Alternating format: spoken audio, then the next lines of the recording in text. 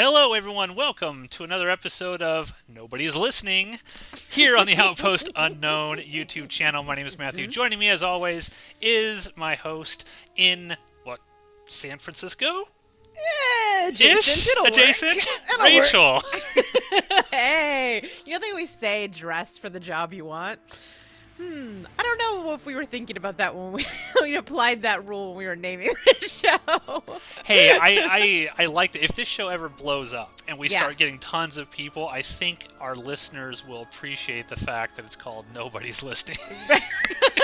The irony. It's, just think of all the shirts, the irony. They'll love it. The hipsters will love it. Yeah, for sure.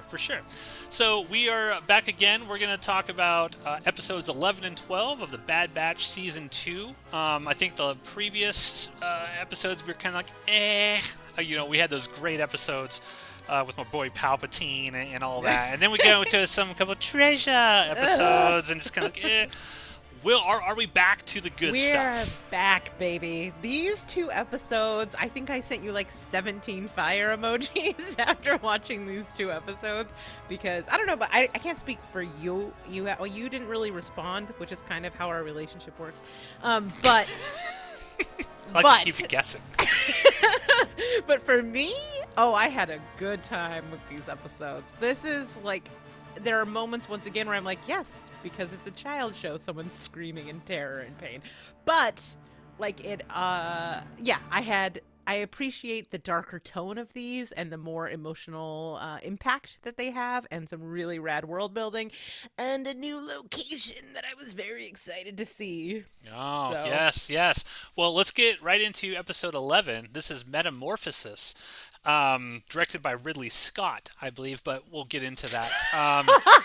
So let's go ahead. Metamorphosis, what's this all about? No lies detected. Okay, so this episode opens on a crashed Imperial ship where a clone commando is searching for something, but something finds him instead. Hence the Ridley Scott of it all. It snags him. He screams in horror as he's pulled away because, like I said, children's program. And right away, I was like, yes, I love it when Star Wars does horror. Last season, they did this, an Aliens, essentially, episode on Mando, and I loved it. So I was like, cool. Plus, right away, the score for this episode is chef's kiss. So good. But Kevin Kiner does the music on this show, and there's a fellow YouTuber, Christian Harloff, who's a big Star Wars guy, and he has a couple Star Wars shows, and I watch him, and he's always saying, like, give Kevin Kiner, let him score a movie. Yeah. Or a TV show or something because he's so good, especially the way in which he incorporates like John Williams themes into new pieces of work and he's talking about the score of this entire season where it's like here's a Western score, here's a suspense thriller score, and it's just so good. It's so good. I love that this one has is very synth heavy and it feels very like Blade Runnery. Yep. That's something actually I'm going to talk about a little bit in Mando too when we get there. But anyways, so then from there we cut to a very interesting new location. I think, is this the first time we've ever seen this outside of the books? I think so. Yeah. We arrive at Mount Tantus, which, if you are a Heir to the Empire reader, is a very exciting location. Where we are introduced to Dr. Hemlock, who seems like a real stand-up, not sinister at all kind of guy. Liked him on sight, just like a real mensch of a guy. He's going to be a new big villain. You can tell they're setting this guy up to be important. Oh, yes. And we see him. He heads into this top secret facility where they have Nala Se, who was the head of the Kaminoan cloning project on Camino before they done blowed it up.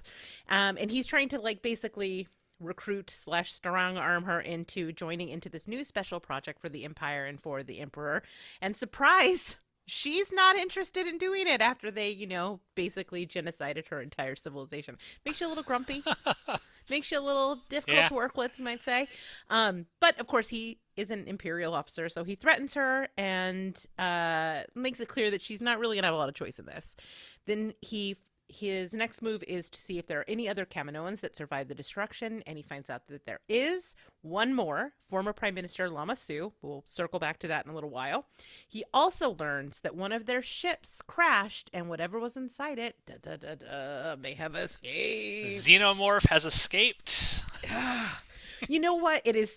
We're about to basically do the plot of Alien, but there is such a wild, satisfying payoff from something from a literal decade ago that I'm not even mad at it. I'm not even mad at it. Well, I it's immediately obvious that they're going to do kind of like an Alien thing when they're doing this. But again, I can't emphasize enough how great the animation is in these episodes. I don't think you could have done this 10 years ago and made it plausible. I wouldn't be able to buy it, but just the animation and the shadows and the lighting and everything they're doing with sort of the CG look to this stuff, it looks so good. And I'm just I'm all in. Yeah. I mean, the use of shadow, even when Dr. Hemlock is questioning her, and it's that extreme close up on his face, and it's all just very deep in shadows. It's just the show looks fantastic. It looks so good. So here we cut to our Bad Batch, and I'm like, oh no, the main characters. That's usually a bad sign for the show. They're having a very fraught conversation with Sid, who does a little bit of threatening of her own. She's letting him know she's no longer their benevolent friend. She left them hanging, and now is kind of I know a lot of information about you. Go get my shit. They agree to take this job from her, which is scavenging a crashed ship, even though the relationship is very frayed at this point. The only thing that she gives them, though, is coordinates. But, how hard could it be to scavenge a ship, right? Nothing could go wrong. Nothing. It's going to be great. Yeah. So, I mean, we're watching the evolution of this relationship. It is not headed in a good direction. No, and I'm actually wondering, it's with Sid in particular, obviously they've sort of set up, foreshadowed early on in the series that she's going to betray them in some way. Who is I can't remember the character's name that they ran into. Hey, look, man, she's going to turn on you at some point in time. Yeah. And it's, I hate that Sid character now. I just hate that character. Not necessarily that the character itself is bad, but just hate in the sense of she's gonna fuck them all over, I don't want it to happen, but I know it's coming, sort of. Oh yeah, and I have this cognitive dissonance because it's Rhea Perlman who does the voice, and I my heart is yay, Rhea Perlman, but then the character is so despicable, and she's one of the, what is the name of the race of aliens that we? Oh gosh, I'll look it up. Okay, and they're never to be trusted. I mean, she's a literal reptilian. You can never trust a reptilian. Trandoshan? Trandoshan. Thank you. Yep. Yeah, never trust a Trandoshan. So they arrive on this on the location of this crash ship, and like you said, it's big alien energy from here on out. They discover that this creature on the ship not only can't be hurt by blaster fire, but it eats energy. And when it eats energy, it gets real big. And like I said, this is the big payoff, because 10 years ago, we had an episode of the Clone Wars, which introduced what, Matthew? Zillo Beast. And it was Palpatine comes in. This is back when he was still, not Emperor yet. And he's just yeah, let's keep we killed it with this gas, but we're gonna keep it and do some research on it. And then it just never came up again, to the point where I had completely forgotten about the Zillo Beast. It was a great episode, a kaiju episode. So cool. I mean, destroying Coruscant. It's going through Coruscant like Godzilla. Yeah. But it, Clone Wars was great, but it had a lot of weird one-offs that it never circled back to. I don't know, that mystical family that represents the Force. Like Bo-Katan and Satine's missing third sister. Oh shit, you're right. We'll get to that on the Mandalorian episode, but that's a tease, folks. That's your tease to listen to the heart is next going pitter patter.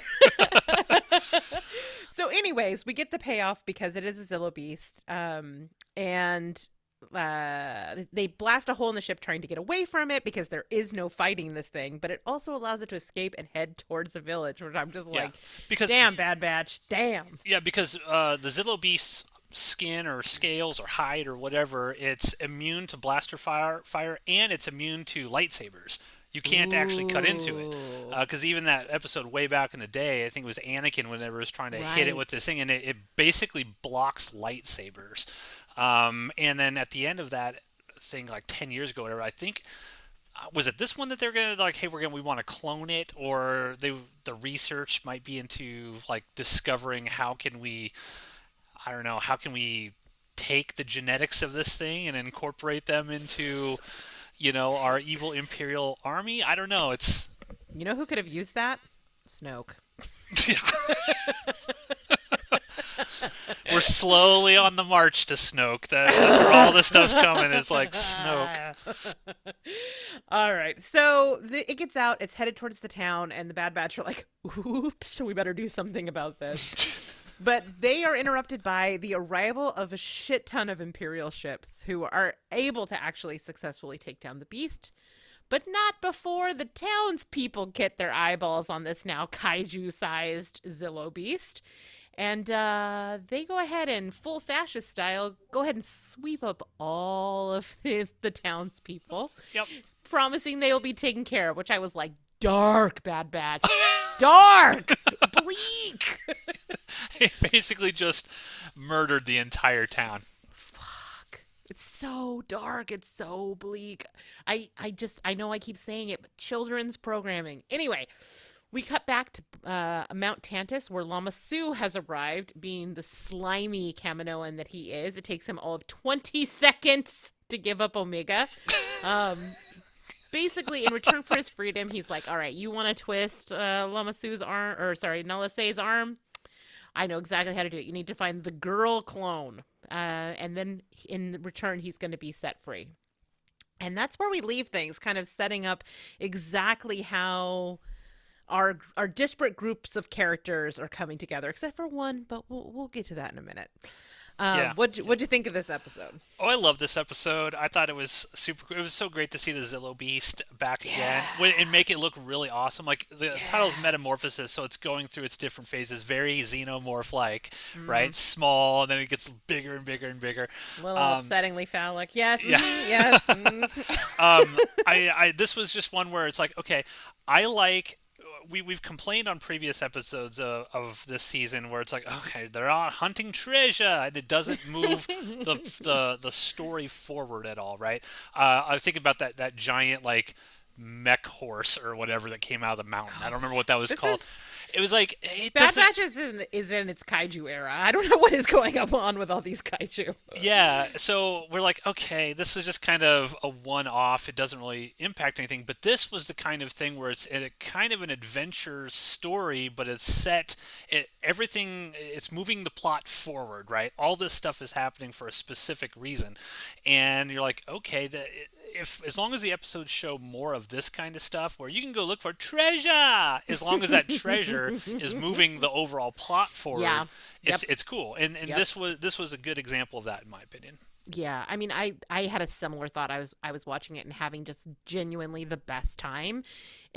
I'm always like, more episodes, I want more. But I think watching this and seeing how they could have both things like you described really does kind of make me feel like maybe this season has too many episodes and would be much better at like 12, and just go like, we don't need a pod raising episode. We don't need treasure. Like, unless, like you said, it has a larger purpose, because you can see the pieces coming together in these last 4 episodes, and it just feels different. The momentum of it, like the stakes of it, I don't know. Yeah, it made me retroactively like those episodes even less, which is not the vibe. That's not necessarily what you want. Yeah, and again, this is Dave Filoni's thing, right? Every series he does, there's always some kiddie episodes thrown in, and I think I'm not. It's because I'm selfish, right? It's like I want an adult version of, and by adult I mean like with like the episodes 7 and 8 and 11 and 12, like that kind of stuff. I want like 16 episodes of that for me, not a bunch of episodes also thrown in for my like little nephew who was like, ooh, cool. But I know that those kids, like my nephews of the world, those are the people who are going to be coming up next on Star Wars. So I understand why those are there, but it's not that the episodes are necessarily awful. It's just they're not targeted towards my age demographic, and I almost want a curated list, right? Yeah. Like here's the curated list for adults to watch, and then here's all the other fluff for the kids. Yeah, yeah, but everything needs to be for me, specifically me at all Yes, times. yes. Are you listening, Dave? I mean, just for Rachel and I. Just for me and for Yeah. Matthew. So, but yeah, I like this episode a lot. I will Yeah. not lie. I was like, where the fuck is Crosshair? When it was Yeah. over, I was like, where the fuck is Crosshair? It was like, what, 6 or 7 episodes in a row now where there's no Crosshair. He's my favorite character on this show. And You're about to get a doozy, my friend. perfect segue. We're going to get into... I want to say sorry. one thing before we move Oh, on. sure. Sorry. to ruin it, but the Mount Tantus of it all is very exciting. Yes, Mount Tantus. I mean, this sort of to me confirms your theory about Omega being a force-sensitive clone. Yeah. And I'm like, does this mean we're gonna get some Jorah Sabayoth? Like, what is happening? This is very exciting. I'm ready to see Omega throw away her bow and start throwing around some force lightning. Oh, so you want her to go dark side and do some bad stuff? I want her to go gray side because, like, we've been talking about, like, what happened, like, her journey. She definitely is maturing and loss of innocence. I don't want her to go full dark side, but we know that, like, gray Jedi, if that becomes canon, can definitely wield some force lightning. Yeah. Right? Yeah. And for anybody listening who has not read The Heir to the Empire and stuff, Mount Tantus was kind of like the place that Emperor Palpatine had a lot of cloning stuff and all the Sith artifacts that he had collected and things of that nature. So it's very, very important to Emperor Palpatine, that particular planet and locale. This is why I like the overall storyline that they're going. Now, I'm a huge Spider-Man fan. People who know me well know that Spider-Man is my all-time favorite media character ever. Like, give me Spider-Man. But I've been burned on the Clone Saga. If anyone knows that, back in the 90s, there was this huge, long 4-year arc of Spider-Man, the clones. Was the Peter Parker we've always known about really Peter Parker, or has he been the clone the entire time? And it was awful. It was just awful. So people have a generally bad taste in their mouth when people start talking about clones and cloning people and cloning things. And I like what they're doing here with the clone stuff because we kind of know how this all plays out.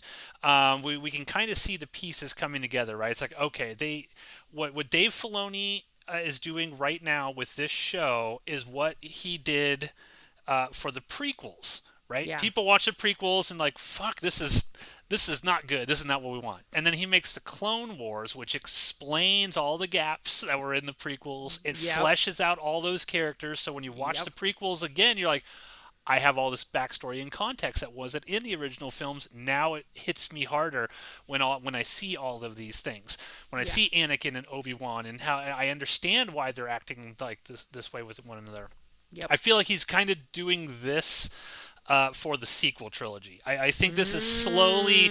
I think this is like, okay, J.J. Abrams didn't tell you shit about how any of this happened. Clones? Like, what is all this? We're building the blocks now. Like, here's sort of... We got Mount Tantus. We've got, they're looking for... Omega, we know she's going to be she's going to be a force-sensitive clone.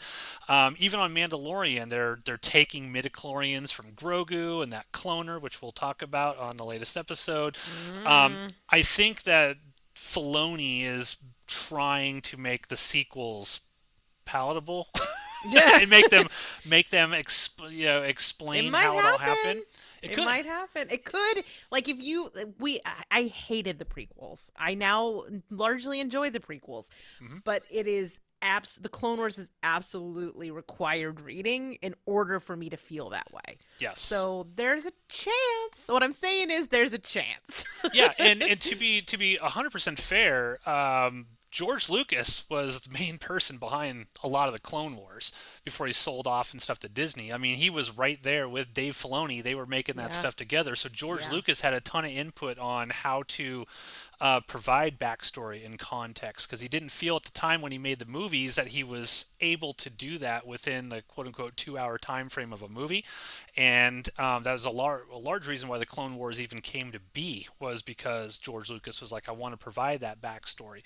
Yeah. Because I think a lot of people realize, oh, Dave Filoni just saved Star Wars. Like everyone is just kind of associating Dave Filoni is Star Wars. Everything he does turns to gold. But people got to remember, like George Lucas was a huge person with the Clone Wars and why Yeah. people loved that program. So, ease down on the creator, is what I'm saying for all you haters out there. Ease down on the creator of this stuff. But I do think Dave Filoni is trying to be. I think if you got Dave Filoni in a room and put some truth serum in him, like, what'd you think of those sequels? He's like, fucking terrible. Of Like, course. terrible. Of They course. really botched it. But he's like, but I'm gonna make lemonade with lemons here, and Yeah. I'm gonna try to flesh this out so that fans don't hate them as much. And I would not be surprised if when this whole sort of era of Dave Filoni animation stuff in the Mando sort of universe, and this time, I would not be surprised if he starts making animated series that take place right, 5-10 years before the Force Awakens and all that, dealing with the First Order and Kylo Ren and all of that. I would not be surprised if that's a plan down the road. But I Yeah. think they're laying the foundations here, and I like where they're going with it. Because Agree. for example, I love Omega. I love that character, even though she's always looking for treasure. Treasure. Love that character, but I'm like, what happens to her? What happens to this character? And now I'm kind of worried because I'm like, is she going to get captured by the Empire? Are they going to use her to clone shit? Are they like, what happens to this character? And when you build or create characters that people really, really love, because I love so many of the Bad Batch characters aside from Hunter. Uh, Hunter's so milquetoast. I mean, I don't hate him. You know what You I'm mean saying? bandana? Yeah. He just wants to. He just wants to live a normal life. I get it. Yeah. I get it. Yeah. But I'm like, what happens to these characters? I mean, there's stakes within the universe at large because we never see these characters again. Yeah. So I Yeah. want to know what happens. Yeah. I'm on board. Me too. I agree. All right. Speaking of characters you love, let's talk about episode 12, The Outpost. Outpost unknown. I know. As I typed that up, I was like, hey. All right. Following Palpatine's passing of the conscription bill a couple of episodes ago when we were like jaw on the floor, blown away, the clones are being pushed out, and as you would imagine, they're not super happy about it. When we pick up this episode, we see Crosshair, who's just like standing there being his grumpy self, watching as some of them are being forced into I retirement. was so happy. I was like, yes! As soon as I saw Crosshair just sitting there with his back and he's chewing on his toothpick, whatever, Yep. cross-eyeing over him. I'm like, yes, finally. It was like relief. I'm like, thank you. You didn't forget about my boy. Yes, and you just know this is gonna be a good one. All of the Crosshair stuff is so good because it's the grown folk episode. Like as soon as you've seen him, this one's for the adults. Everybody strap in. You're gonna feel a lot of feelings, and my God, did I feel a lot of feelings watching this one. Wait, before we get into it, let's set the stage of where we are with Crosshair as a character. Okay. Were you thinking like, okay, he's gonna stay a bad guy throughout this whole series? Did you feel like, oh no, he'll turn back to the Bad Batch at some point, or like, where were you with how you felt about Crosshair at this point? I've always been pretty convinced he's gonna we're gonna get a heel turn out of him, and I guess the opposite of that, a face turn out of him. Face See, turn. look, I know from wrestling. Yeah. I know. By the way, I did redeem my wrestling thing, so I'm in on the wrestling thing. Awesome, But, cool. So I worried that it would be like some sort of goofy or like sudden turn, and that is not what we are being provided with. I really appreciate the arc that we're getting out of him. I'm wondering if he's going to be who saves Omega in the finale. Oh, okay. And that's how he kind of like reunites and earns his way back into his group, into the fam. Yeah. So I love his evil turn. I think I've said that Yeah. before in previous Oh, yeah. episodes. I love the Yeah. fact that he was like, "Fuck you, I'm going with the Empire." The chip's been turned off, man. I had to take it out. It's my choice. Just like Yeah. in the sequel trilogy, I love the fact the story idea that Kylo Ren chooses to be Darkseid. I Yeah. love that idea, and I'm like, don't fucking turn him good at the end. That ruins the whole uniqueness of his character. Yeah. And I'm like, I want him bad. I want him bad. By the end of this episode, I'm fully on board with his decision. I know. We'll get there, and that'll be a testament to the storytelling of this episode. But we'll get there. Brace for some like Andor level character building because you're about to get it. All right, so Crosshair, unlike the rest of the people who are being forced into retirement, is very much not retired and is heading out on a mission under the leadership of someone who I am officially nominating as the most punchable face in the Empire. It is a tough category. It is a competitive category. And yet this son of a bitch is a shoe-in. Lieutenant Nolan. What a racist piece of shit this guy is. His face, too. You're right. It's like, they were like, what could be the most... Like, let's put Cyril Karn on steroids or something. Like, how can we make Cyril Karn, like, not a punchable face compared to this guy? It's incredible. He's so imperial. The way he talks, too, just with such disdain and entitlement. And you're just like, okay. He's this fucking the guy. worst. I mean, and I understand that the entire empire is totally racist, and that is like the vibe, right? But this guy is so out and proud about his racism. He calls the clones used equipment. Yeah. And Empire scum. He's just basically trashing Crosshair right to his face. Also, like Crosshair's just sitting there, and the guy walks up to him like, "You're not in uniform," and so makes Crosshair put his helmet back on. Right? I mean, just because he's using that power, right? He's got the power to make this sort of happen, and he enjoys using it. Yeah, like the ugliness at the heart of the Empire is embodied in this character in like one person. Ugh, he's awful, awful, awful, awful. So the mission is to retrieve some cargo from a remote Imperial outpost, and the outpost is being guarded by a group of clones led by Mayday, who the opposite experience. You like this, he's like beardy and badass and like taking no shit and been through some stuff like on site. On site, you like Mayday. Yeah, and I love the fact when this stupid Imperial face man walks in, whatever, and he's throwing his weight around, and Mayday's like, "I'm actually a commander." Like he outranks this Imperial, right? He's like, "Fuck you, dude! I outrank you." I mean, I think Imperial face is definitely going to be a reoccurring thing. We're gonna declare people having Imperial face. Yes. Just in regular life too. I'm gonna walk by like, man, that person's got Imperial face. And you know it when you see it. I can't really say what it is, but it's like porn. You know it when you see it. Yep. So, all right. So he informs the lieutenant that almost all of the clones who were supposed to be guarding this outpost have been killed by raiders, and I assume the elements. They were supposed to be picked up like 30 rotations or 36 rotations ago, and their equipment is all falling apart, and their armor is all falling apart, and they are just been left to the elements essentially to guard this stuff, this important stuff that's in these boxes. Cargo. Yes. So, of course, more raiders show up after Crosshair does a little like tour of the place and sees what a mess things are. And like the last two clones, aside from Mayday, get killed in the raid. And Nolan orders Crosshair and Mayday alone to go and retrieve this essential cargo that has been taken. The Empire must have this cargo, and if they die, they die. Oh well, they are disposable. Now at this point in time, Crosshair, my boy Crosshair, he's not like speaking up against a lot of this stuff because again, he's still in the mode of like, hey man, soldiers follow orders, right? He's on some bullshit. Yeah. Hey, this kind of sucks a little bit, but hey, soldiers follow orders, and we're gonna follow. And Mayday, as they're going through this sort of adventure, is trying to kind of explain to him that maybe that point of view is wrong. So. Yeah, and I mean he's uniquely able to do it because during the course of this, like.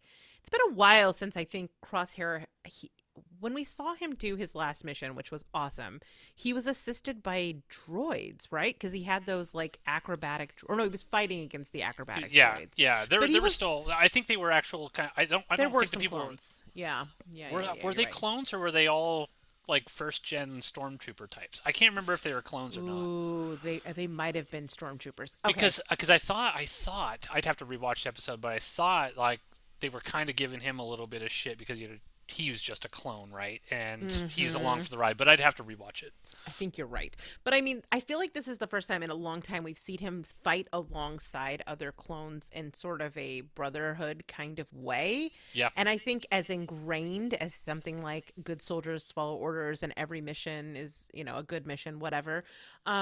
There is that other element to him that he is like sublimated in order to be able to like and like chosen a different path, and this sort of forces him to be in that situation again, especially when he's literally trapped on a landmine as one of his brothers saves him. Oh, so good. Oh, that scene is so good where he's like talking about like he forces him to kind of talk about the rest of the Bad Batch. He's very withholding in detail, but he has to say like, oh, they're gone, and think about them and engage with the stuff that I think he's been really doing a good job of compartmentalizing in order to like follow this path. And what I love about that scene in particular is his life is in another clone's hands, like literally, right? Because he steps on this mine, and he in Crosshair, he's got a very sort of abrasive personality, so to speak. He's not the most like. Why does Matthew I can identify with Crosshair? Yes, he's not the most heartwarming of people to be around. But I love the fact that Mayday is such a complete opposite type of personality, right? He's so opposite, and then he's like, "Oh man, yeah, you stepped on a landmine, dude." And there's a moment just in the you call it the acting of the character, but just in the animation where there's a little glimpse that Crosshair's like, oh shit, I'm gonna die, like I'm going to die here. I just stepped on this landmine, and I loved it because he's still kind of like standoffish with Mayday. He's just kind of like, shut up, dude. I don't want to hear this stuff from you. We're on a mission. We're supposed to follow the orders, blah, blah, blah. But you're right. This is the first point when he's got to put his life in this guy's hands. Yeah. And then like, Mayday's like, I'm going to go around the corner here. And he's like, well, wait a minute. Did it work? He's like, well, I'm not stupid. I think it worked, but I'm going to be around the corner because I don't want to get blown up as well. And then when he takes his foot off and there's just an exhale of relief. Yeah. And one of the great things that stories do, the best stories, you have your Lieutenant Imperial face, right? Crosshair has been set up as kind of like an asshole bad guy through this, right? Yeah. Viewers who watch this, like, Crosshair's kind of an asshole. He should be joining his brothers. We don't like him. He joined the Imperials, blah, blah, blah. They have a Lieutenant Imperial face. He's clearly set up is so much worse, right? Yeah. So then when the ultimate thing happens in this episode, which we'll get to, it's like now I understand. There's a cathartic release, like I can like Crosshair again. Right. For those people, I can like him now. Who need the permission structure. Yep. Yes. Absolutely. Yes. Absolutely. Yeah. I mean, there's such good economical character development too. I think when we see Nolan and Mayday meet for the first time, and he kind of checks them, like you said, and he's like, "How many missions have you been on?" Yeah, that's what I thought. How many combat missions, Gorman? Yes, he doesn't. Yeah, I mean, talk about lifting from aliens. But like there right away, you very much know who he is, and then there's this other kind of companion scene along the landmine where you see Crosshair go on a similar journey, that by the end of it, they have like a combat bond to some degree. He saved his life. And so when this culminates at the end of this episode, you buy it. You buy why he cares about this guy. He's deeply likable, and they've been through some real shit together. So when he makes his turn, it's so earned, which we'll get to. So, of course, these guys are both badasses, and they successfully are able to get the cargo back from the raiders. And they get a look at what's inside. And what's inside is messed up, man. Inside is what, Matthew? It's like the new Stormtrooper armor. Right? It's like all the stuff that like they've been dying from the elements. They're basically on a version of Hoth. Yep. And they've been sitting there for, I don't know, a month and a half dying from the cold. And what they were guarding was all of the armor that could have kept them alive the entire time. They had been begging the Empire for if not reinforcements, resources. And they're sitting on resources, but it just shows you how expendable and how that they're not worthy of resources, which is reinforced when after there is an avalanche that injures Mayday and leaves him essentially on death's door, and in a like actually very moving moment, Crosshair, rather than leave him behind, he literally carries him back to the outpost and begs It's for this guy's life. well, the thing that's great about that scene in particular is because they don't just okay, he throws Mayday over his shoulder and then they cut to Crosshair showing up with them at the thing. They walk through the fucking elements. Like it goes on for a minute, 2 minutes of just them trudging through the Yeah. snow. Yeah. Crosshair like trying to keep him warm at night. Like, Yeah. it's just like, and it's just like he is going through so much hell to get this guy. Mayday's like, leave me. I'm gonna die. I'm Yeah. gonna die. And Crosshair successfully gets him back. Yep. I mean, he speaks to the better angels that have actually been there in Crosshair, which is, like you said, the earning of like it's just one episode. Ultimately, I mean, we've been building towards this, but it's done so well that you're like, yes, yes, I can see it happening. I can understand and believe why this would be incredibly moving. So he does it. He succeeds. He gets him back, but he doesn't have the crates. And so Imperial Face is like, no resources for a clone. I am not going to use Imperial resources to save a clone's life. And he dies. And No, that is but the breaking point. so when Mayday finally dies off, what Yeah. were you expecting to happen here? Were you expecting? Because I don't want to jump into what actually happens yet, but what were your immediate thoughts when Mayday died? What did you think was going to happen? I mean, I thought we were still on the journey. I thought that we weren't there yet. But I thought that this would be like a thing we'd see him reflecting more on, and maybe the next thing would be the breaking point. So when it came now, I was like, hell yeah.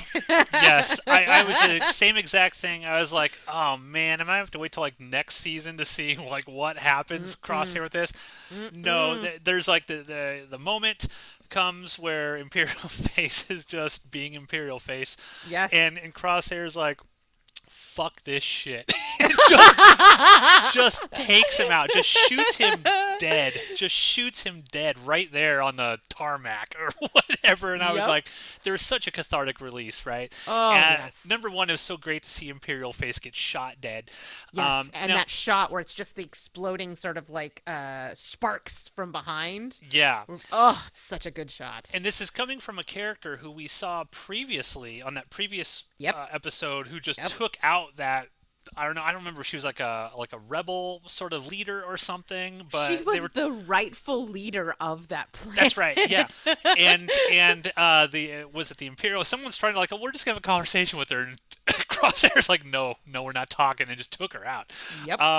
And on this, it's like I fully buy his turn, and that's as long as there's a Yep. great story as to why someone turns, whether it's to the dark side or to the light.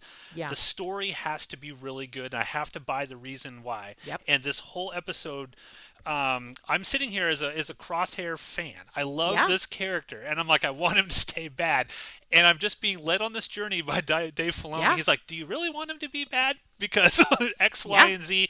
I love Mayday. I don't want Mayday to die. And then Yep. I'm just like, fuck the Imperial. Fuck Imperial Face. Shoot him, Crosshair, shoot him. And then he did. And I was like, oh, right. And I immediately thought like they were going to kill him right then and there or something. I was like, oh, no, don't shoot him. Don't shoot him dead. I Yeah. don't think he's that lucky because, yeah, we see him collapse and then we see him wake up. And this is where things really take a dark turn for your boy.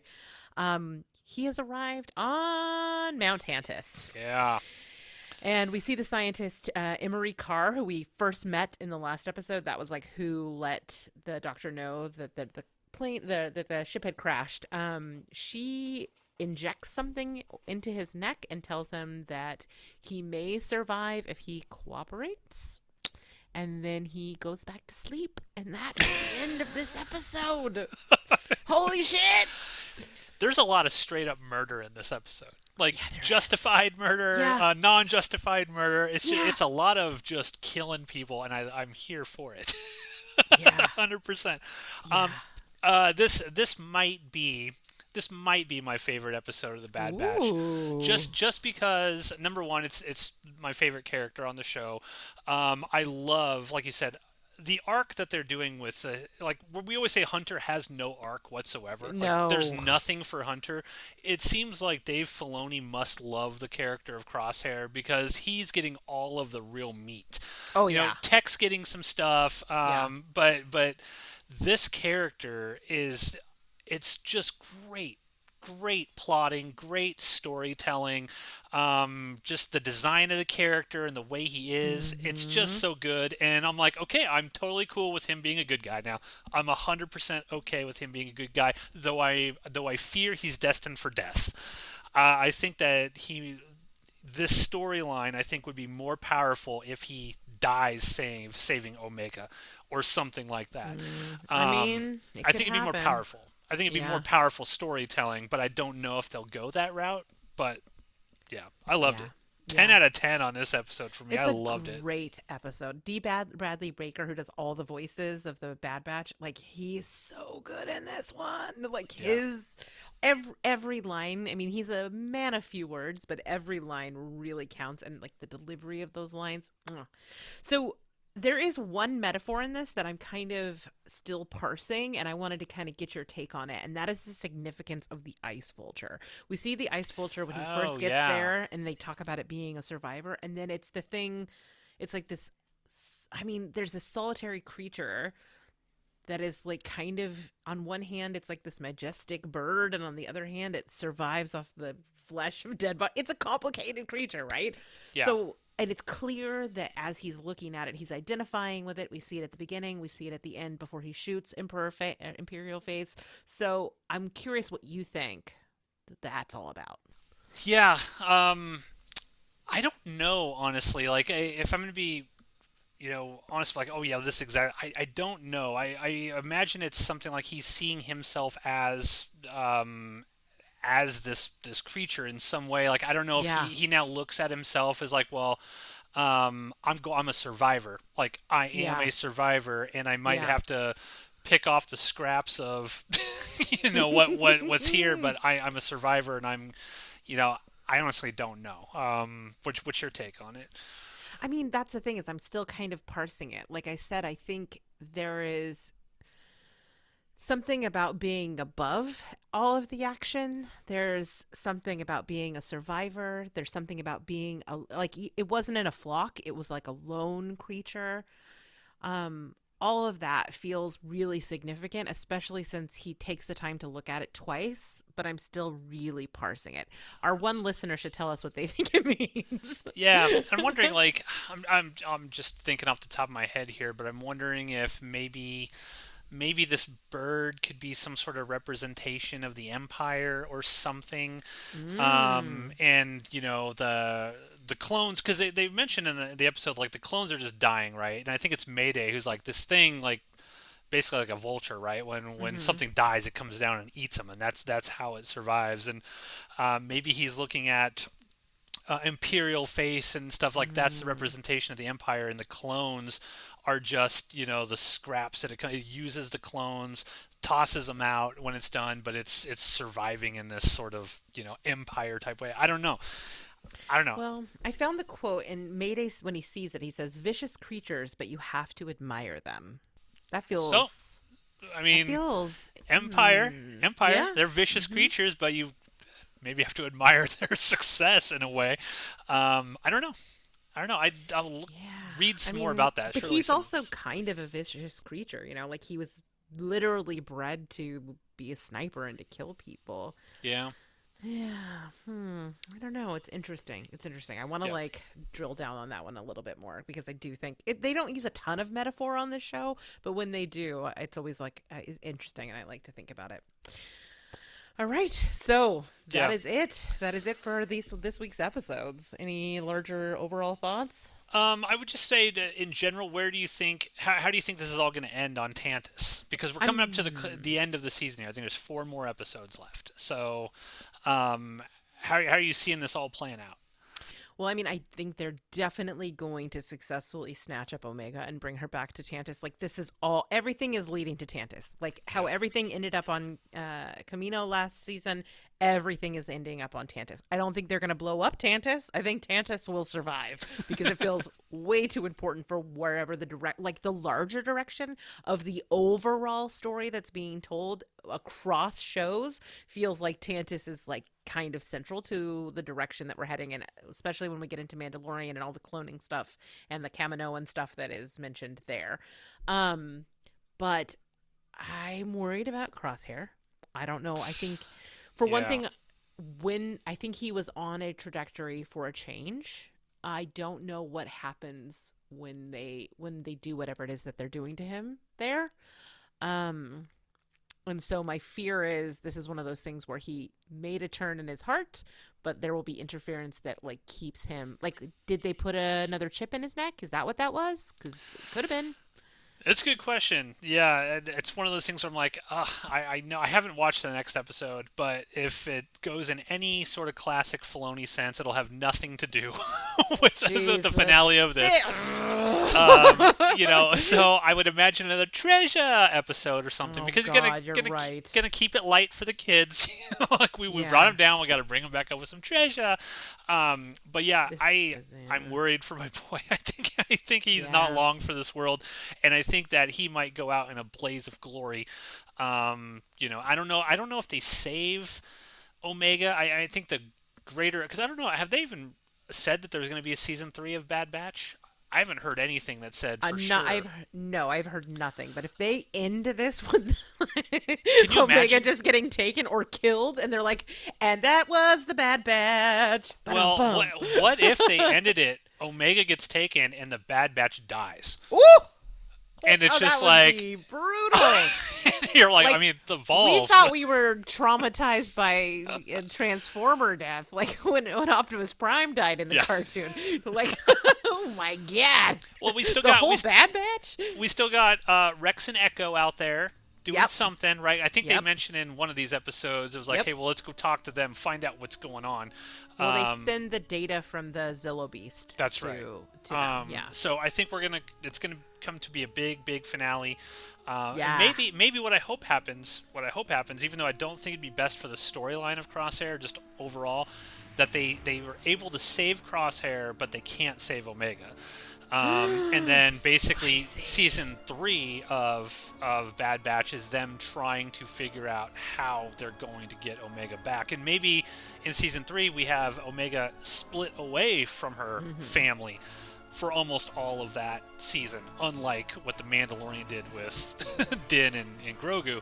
But she's away, and then the Empire, she starts seeing, Empire propaganda and how they twist minds, and how would she react to seeing the Bad Batch back, and into the mind flare she goes. I think I would like to see something like that. Yeah. But we'll see. I mean, we're closing in. There's only, I think this last episode's March 31st of this month, so we're gonna find out for sure. So I think you're right. We're gonna get like a one-off, and then we'll go into like the final arc.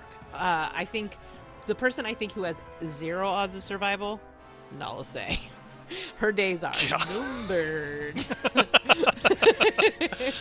Yeah. But, okay, we'll see. Thanks everyone for listening to this episode. Stay tuned, because now we're going to talk about Mando episode 3. So check that out on Outpost Unknown, coming up soon.